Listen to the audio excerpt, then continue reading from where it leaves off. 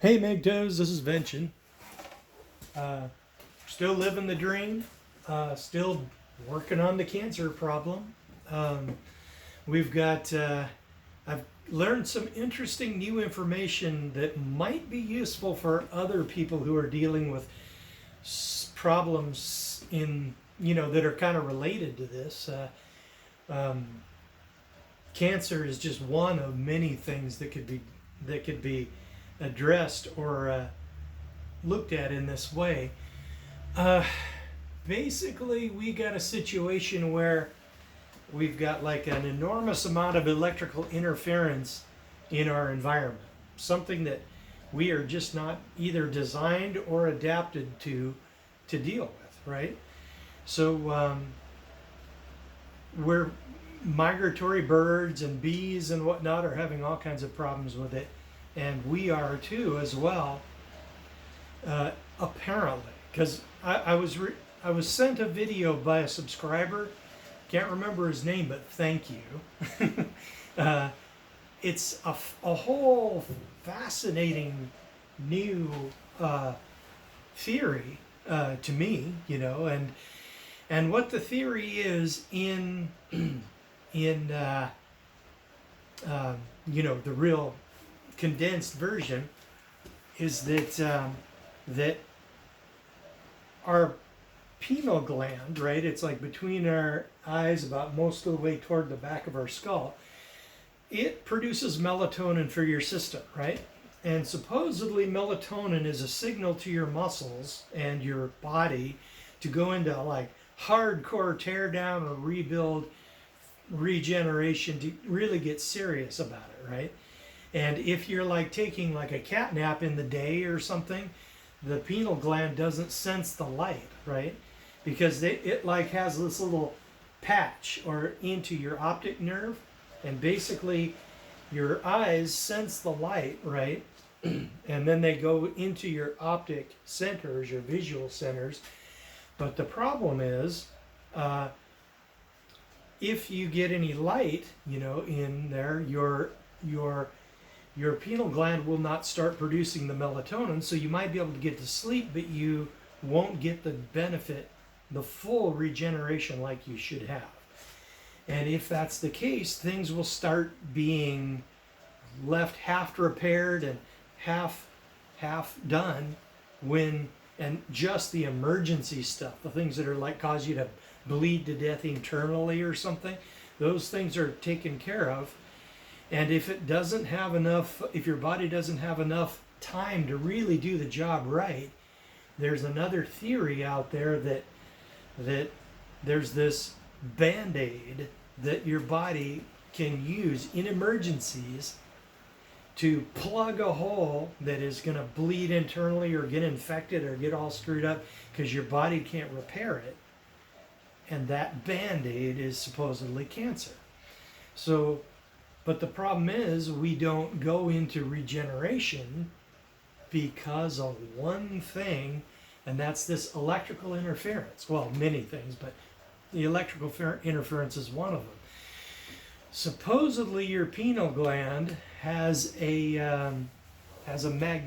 magnetic cells in them, and they react as well both to light as well as radio, right? And if you get a lot of RF interference, like I love my smartphone, I love my computers. I am just a technophile, and I just love gadgets, man. That's why I became a mechanic, is because I love gadgets. I mean, even as a kid, I remember the home movies. I'd be playing with objects rather than running around in like everybody else was, because I've been so fascinated with gadgets. And it translated into an awesome career. I loved being a mechanic. And if I didn't get cancer, I'd probably still be dithering, waiting to retire. Do I have enough money? Do I have enough money? I don't know if I have enough money to retire yet. Dither, procrastinate, and then suddenly, boom, cancer. Okay, cancer really causes you to not procrastinate anymore. No point in stacking more sats when you for the future unless you have a good reason to suspect that you might have one. And I don't know that for sure. This stuff that I'm working on is just theory.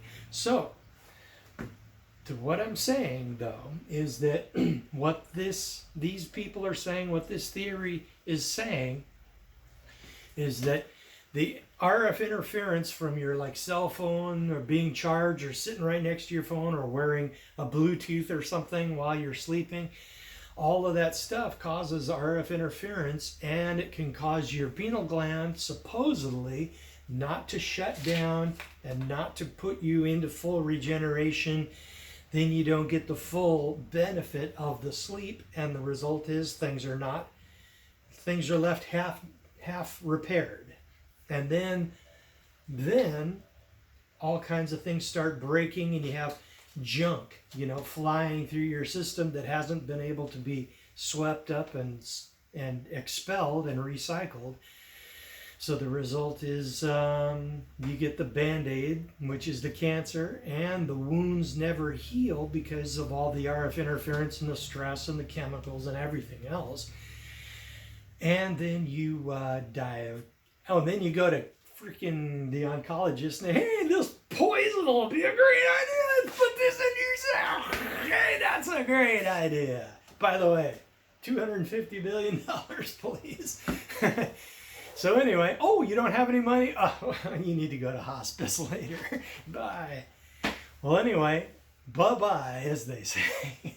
So anyway, what I have done in response to this is, first of all, now I understand why the naturopath put me on melatonin before I go to sleep. He said it was a good anti-cancer drug or supplement, and it has good anti-cancer qualities if you take it at night. And now I know why, because it helps you regenerate, because people aren't regenerating because of the RF interference, among other reasons.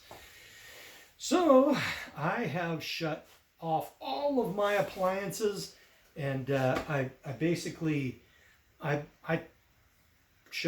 sleep with my phone off, and I moved my cell phone charger to the other end of the room. I shut the laptop and everything off, and basically, and I'm in a cellular dead zone. So the only thing that I will be subjected to is the Wi-Fi from the neighbors and our own Wi-Fi, but that's a couple rooms away, so I'm good. So, fingers crossed. So that's what I'm doing. I increased my melatonin, shut down all my electronics while I sleep, and unless I'm imagining things, I'm sleeping better. So I don't know for sure if I am or not. My weight loss is pretty much stabilized right around 162 pounds, and that's about an 83-pound weight loss, and I am feeling amazing. I mean, I would never know that I had cancer unless the doctors were telling me that, but I've also hesitate to tell you this, but this is just advice from somebody who has cancer for anybody else who might end up with it someday. I pray that you don't. but basically, I screwed up my supplements, right? I had a sheet, it was all handwritten by the naturopath, and I didn't interpret it right. And the result was I wasn't taking enough of a lot of different things. I wasn't taking enough vitamin C. I wasn't taking enough vitamin D. I wasn't taking enough berberine or enough I was taking enough metformin. I wasn't taking enough turmeric, and I think that's about it. So the result was I went over, when I got that worse on CEA test the other day, a couple of weeks ago, scared me, right? Because it went from like 2, gradually over a period of 8 months, it went up to like 49 point something. So scary stuff. But I realized that, then I went back to the drawing board, and I went over my meds, and I realized, oh my goodness, I've screwed up. All this time I've been screwing it up. So now I've adjusted them correctly, and now I can really feel the difference. Like when I take a leak or take a dump or whatever, the feeling that I get is very much, in fact, every bit as much like it is right on the day of my vitamin C megadose IV. So 100 full grams of vitamin C dumped into my system, and I feel very much like I do when I take my medications properly. So I'm thinking that I'm going to be doing a lot more over the next few weeks. So also,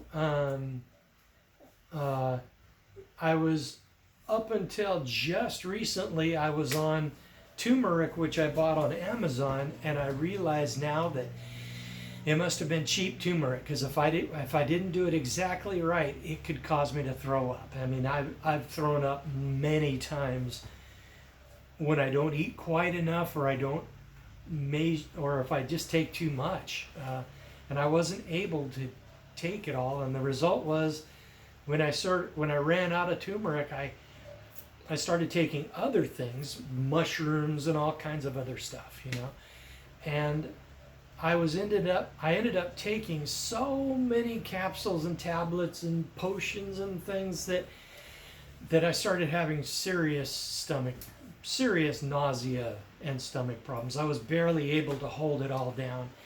And then, so the result was, when I went over the drawing board again, I realized there's no way I can take the amounts prescribed of what I'm supposed to be taking, plus all that other stuff that isn't in the prescription.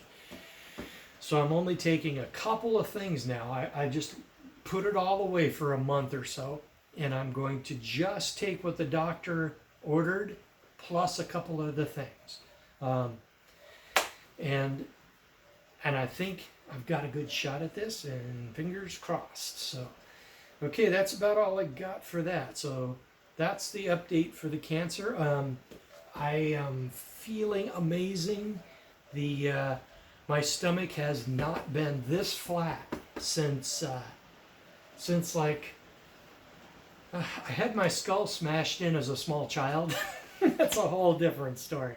Smashed the whole left side of my skull in on my brain, and it like slid between the brain and the skull, and I was all screwed up. And they yanked it out and managed to pry it back into place, so I didn't get a plate. But the result of that was I couldn't read to save my life till I hit like about halfway through 4th grade. I went on strike. I just put my pencil down and stared at the teacher because I wasn't getting it. And they sent me to a class full of behavioral problems children.